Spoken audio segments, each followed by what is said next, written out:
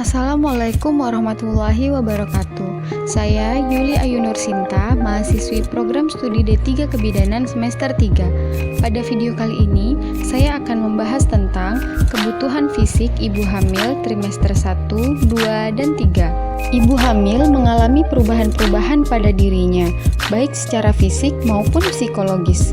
Dengan terjadinya perubahan tersebut, maka tubuh mempunyai kebutuhan khusus yang harus dipenuhi. Kebutuhan fisik ibu hamil yang harus dipenuhi tidak sama dengan ketika sebelum hamil, karena ibu hamil harus memenuhi untuk pertumbuhan janin, plasenta, maupun dirinya sendiri. Terpenuhi atau tidaknya kebutuhan fisik pada ibu hamil ini sangat menentukan kualitas kehamilannya. Kebutuhan fisik ibu hamil antara lain oksigen, nutrisi, personal hygiene, pakaian, eliminasi, seksual, mobilisasi atau body mekanik, exercise atau senam hamil, istirahat atau tidur, imunisasi, traveling, persiapan laktasi, dan persiapan kelahiran bayi. Yang pertama, kebutuhan oksigen. Pada kehamilan, terjadi perubahan pada sistem respirasi untuk dapat memenuhi kebutuhan oksigen. Di samping itu, terjadi desakan diafragma karena dorongan rahim yang membesar. Sebagai kompensasi terjadinya desakan rahim dan kebutuhan oksigen yang meningkat, ibu hamil akan bernafas lebih dalam. Hal ini akan berhubungan dengan meningkatnya aktivitas paru-paru, oleh karena selain untuk mencukupi kebutuhan oksigen ibu, juga harus mencukupi kebutuhan oksigen janin. Ibu hamil kadang-kadang merasakan sakit kepala, pusing ketika berada di keramaian, misalnya di pasar. Hal ini disebabkan karena kekurangan oksigen.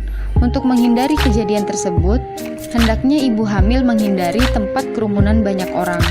Untuk memenuhi kecukupan oksigen yang meningkat, ibu bisa melakukan jalan-jalan di pagi hari, duduk-duduk di bawah pohon yang rindang, dan berada di ruang yang ventilasinya cukup. 2. Kebutuhan nutrisi. Untuk mengakomodasi perubahan yang terjadi selama masa hamil, banyak diperlukan zat gizi dalam jumlah yang lebih besar daripada sebelum hamil. Pada ibu hamil akan mengalami berat badan yang bertambah. Kenaikan berat badan yang berlebihan atau berat badan yang menurun setelah kehamilan triwulan kedua harus menjadi perhatian. Besar kemungkinan ada hal yang tidak wajar sehingga sangat penting untuk segera memeriksakan ke dokter. 3. Personal hygiene. Kebersihan badan mengurangi kemungkinan infeksi karena badan yang kotor banyak mengandung kuman. Di samping itu, menjaga kebersihan badan juga dapat memberikan rasa nyaman bagi tubuh. Perawatan personal hygiene antara lain mandi, perawatan vulva dan vagina, perawatan gigi, perawatan kuku, dan perawatan rambut. 4. Pakaian.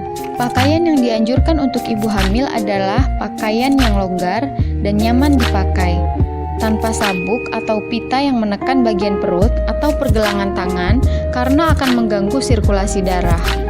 Pakaian wanita hamil harus ringan dan menarik, karena wanita hamil tubuhnya akan tambah menjadi besar.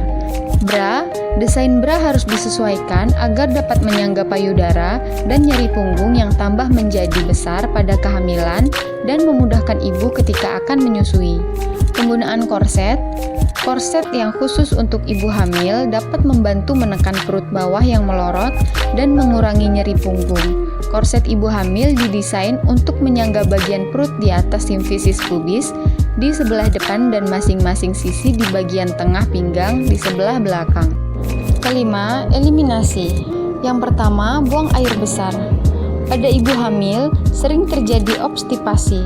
Obstipasi ini kemungkinan terjadi disebabkan oleh yang pertama, kurang gerak badan, hamil muda, sering terjadi muntah dan kurang makan, peristaltik usus kurang karena pengaruh hormon, tekanan pada rektum oleh kepala bayi.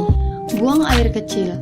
Masalah buang air kecil tidak mengalami kesulitan, bahkan cukup lancar, dan justru lebih sering buang air kecil karena ada penekanan kandung kemih oleh pembesaran uterus. Yang keenam, seksual.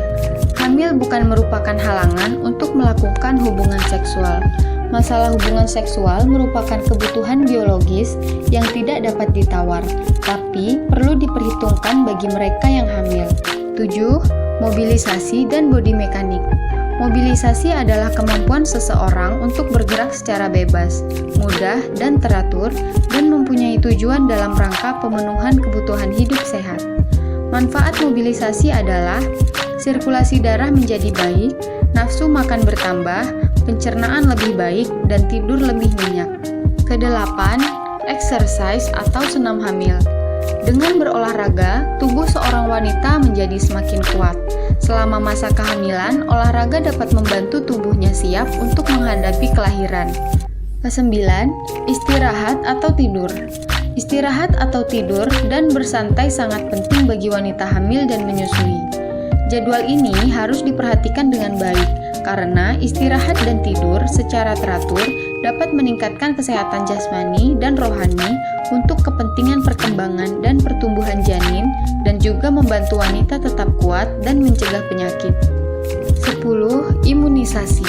Imunisasi adalah suatu cara untuk meningkatkan kekebalan seseorang secara aktif terhadap suatu antigen.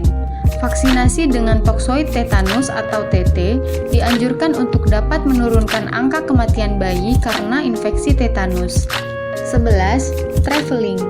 Wanita hamil harus berhati-hati dalam membuat rencana perjalanan yang cenderung lama dan melelahkan. Jika mungkin, perjalanan jauh dilakukan dengan naik pesawat udara. Pesawat udara yang modern sudah dilengkapi alat pengatur tekanan udara, sehingga ketinggian tidak akan mempengaruhi kehamilan.